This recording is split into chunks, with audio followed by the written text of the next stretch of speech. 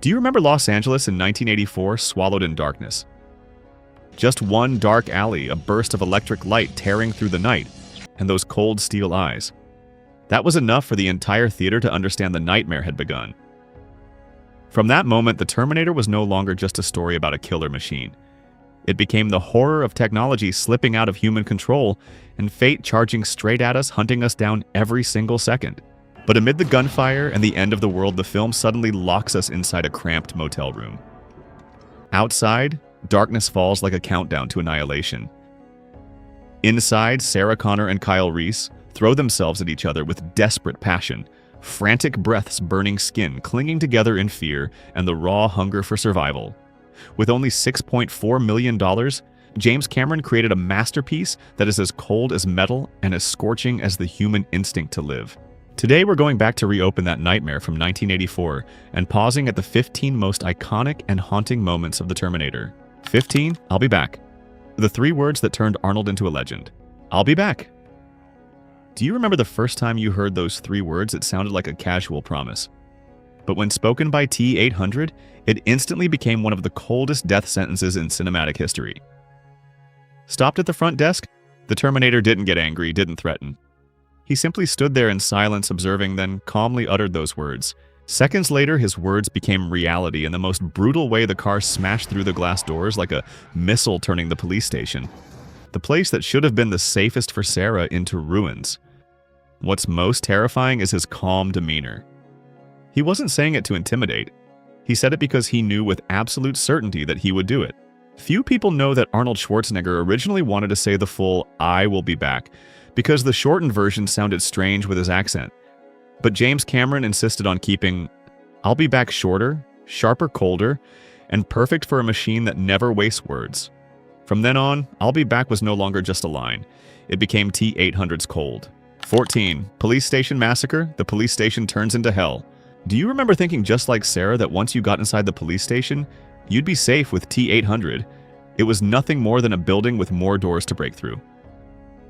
After smashing the car through the glass entrance in a terrifying crash, the Terminator walked in like a machine of death. He didn't rush. He didn't panic. With a cold, emotionless face, he systematically wiped out everything standing between him and Sarah Connor. This scene is terrifying in its brutal simplicity. It completely destroys any sense of safety. Police officers' guns, thick concrete walls, none of it meant anything in front of a machine that doesn't know fear, doesn't feel pain, and never stops. The scene was shot using real blank ammunition, thick smoke, shattering glass, and deafening explosions.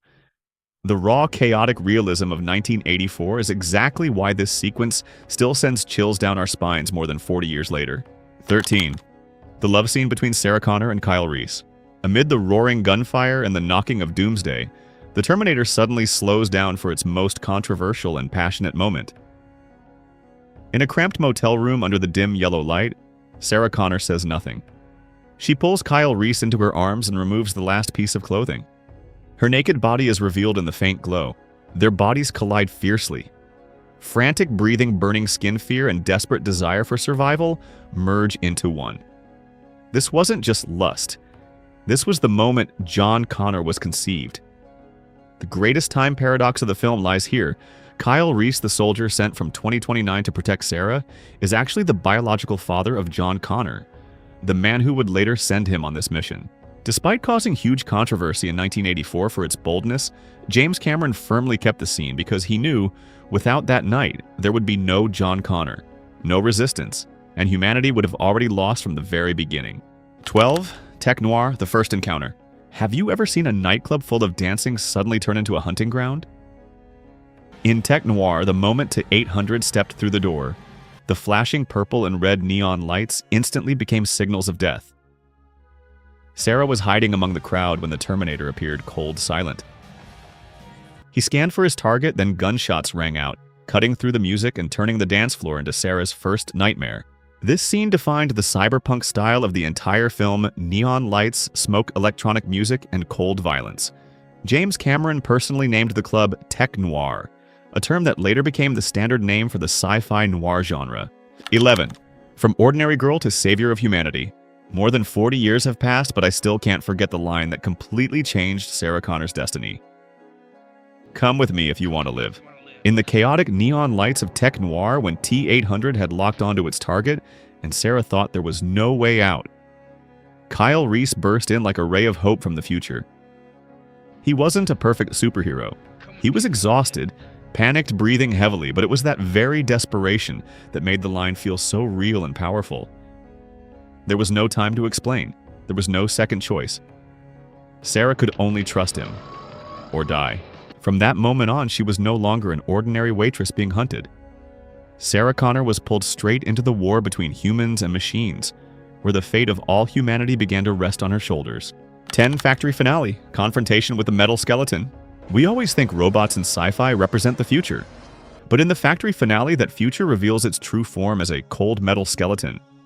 The factory is pitch black, filled with the roaring of machines and flickering industrial lights. When the last layer of Terminator's human skin is burned away, the film also strips off the final illusion. Before Sarah's eyes stands only a bare metal endoskeleton, programmed to kill until its very last second. What's most terrifying isn't speed, but its relentless persistence. T-800 doesn't need to run. It only needs to keep moving forward each jerky mechanical step, turning the entire factory into a giant mechanical death trap.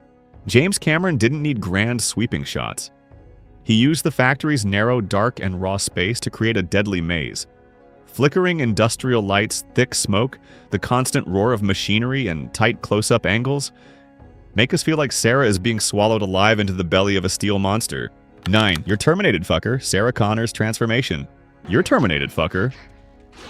Do you remember this legendary line with just one curse exploding in the middle of the cold metallic sound of the hydraulic press? Sarah Connor finally ended the nightmare of her life. Kyle had sacrificed himself. Sarah was cornered in the dark factory with the T-800's metal skeleton still crawling after her, like something that refused to die. But this time she stopped running. She lured the machine into the industrial press, hit the button, and watched it being crushed in the screeching sound of twisting metal. Terminator was sent back to kill Sarah, but that very hunt forged her into a warrior. It didn't destroy her, it accidentally created the woman the entire future would fear. Behind the scenes. At this point, the metal nightmare was no longer Arnold. It was Stan Winston's masterpiece of practical effects the endoskeleton made, of real metal combined with puppets and animatronics. The raw, crude limitations of 1984 technology actually made T-800 feel heavier and more terrifying. Not polished or smooth, but cold and real, like a machine stripped bare. 8. Terminator buys guns at the gun shop. In the 1980s, when American gun shops still smelled of machine oil and cold steel, the T-800 stepped inside like a leather-clad nightmare. He calmly listed the weapons he wanted in a flat, emotionless voice, like a machine selecting tools for a killing mission. He even casually asked for a phased plasma rifle in the 40-watt range, a future weapon that made the shop owner look at him like a total weirdo. The irony, T-800 didn't need to bring weapons from 2029. America in 1984 already had everything he needed. When the owner panicked and said, "You can't do that," the Terminator simply looked him in the eye and replied with one cold word, "Wrong." Then the gunshot rang out. What's most terrifying isn't the gunshot itself, but the way T-800 doesn't see humans as living beings. He only sees them as obstacles that need to be removed. 7. Terminator emerges from the fire. Do you remember that moment when you thought you could finally breathe easy as the semi-truck exploded in flames?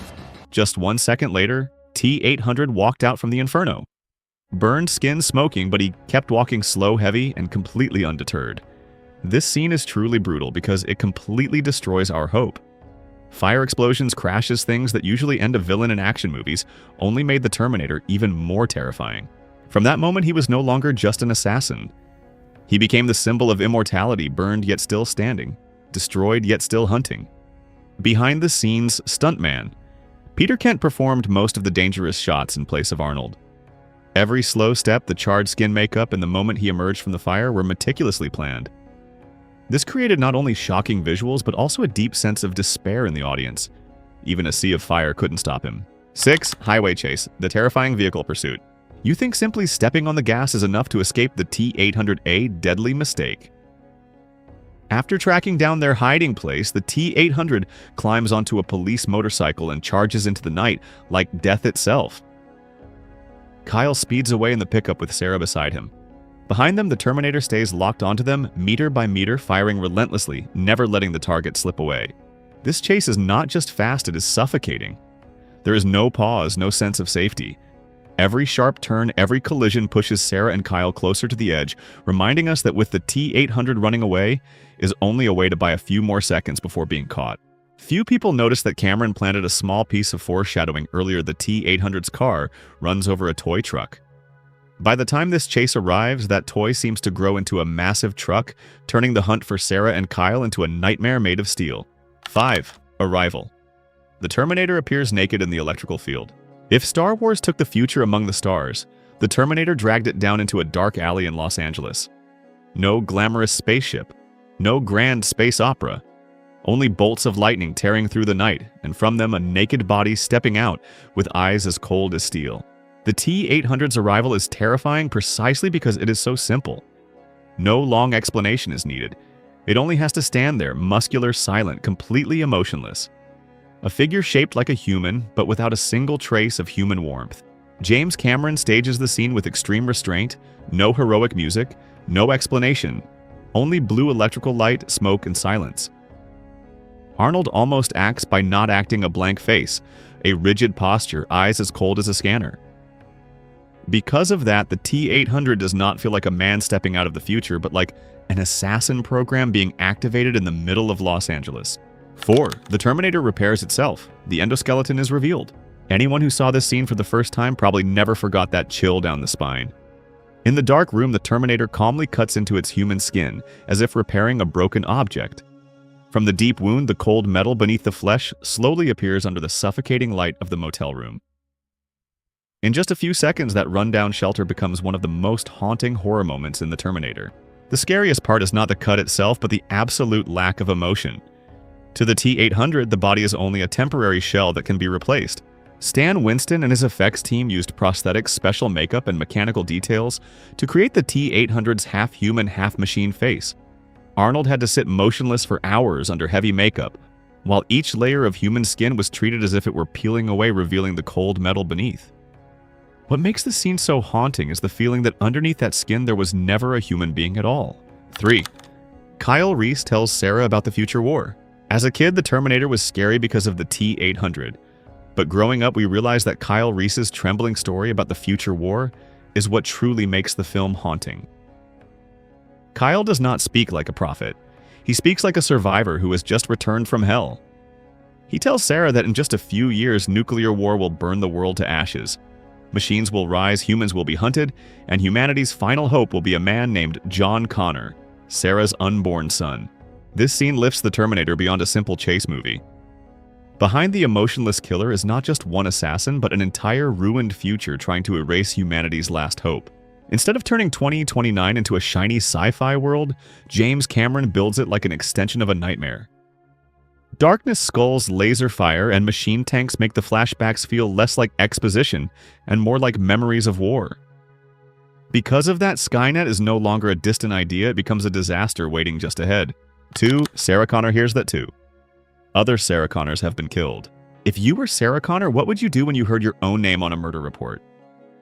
Not just one, but 2 other women with the same name, Sarah Connor, have been brutally murdered within the same day. In the middle of ordinary life in Los Angeles, Sarah begins hearing about strange murders. At first, it sounds like just another disturbing news report. But when the TV mentions that 2 women named Sarah Connor have been killed one after another, fear truly begins to tighten around her. And when the police contact her, she realizes that her name is no longer a coincidence, it has become a target. In that moment, Sarah's normal life officially falls apart. From an unknown waitress, she is thrown straight into the role of prey, still unaware of who is hunting her, but already feeling death moving closer. Linda Hamilton makes this scene powerful through her subtle emotional shift from confusion to panic, from panic to terror. Through only her eyes and face, we can see it clearly: an ordinary girl has just been called by fate. 1. Kyle Reese's sacrifice. Do you remember the most painful moment in Sarah Connor's story? It is the moment Kyle Reese sacrifices himself. Inside the dark factory, Kyle uses the last of his strength to plant a bomb in the T-800. The explosion tears the machine apart, but it also takes his life right in front of Sarah. Kyle dies in smoke dust and desperation with no glamour at all. What makes this scene stand out is its emotional rhythm after the explosion. The music slows down, pulling Kyle's death out of a simple action beat and turning it into Sarah's greatest moment of loss. From that second on, she is completely alone. No one left to protect her. No one left to hold her hand and run. Kyle's sacrifice is what transforms Sarah from a victim into a true warrior. Those 15 moments did not just build the reputation of the Terminator, they burned the film into the memory of an entire generation of movie lovers.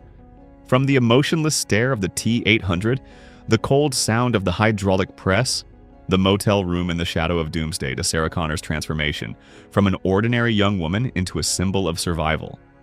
All of it turned the Terminator into a metal nightmare that never grows old. What about you? Which moment from the Terminator haunts you the most?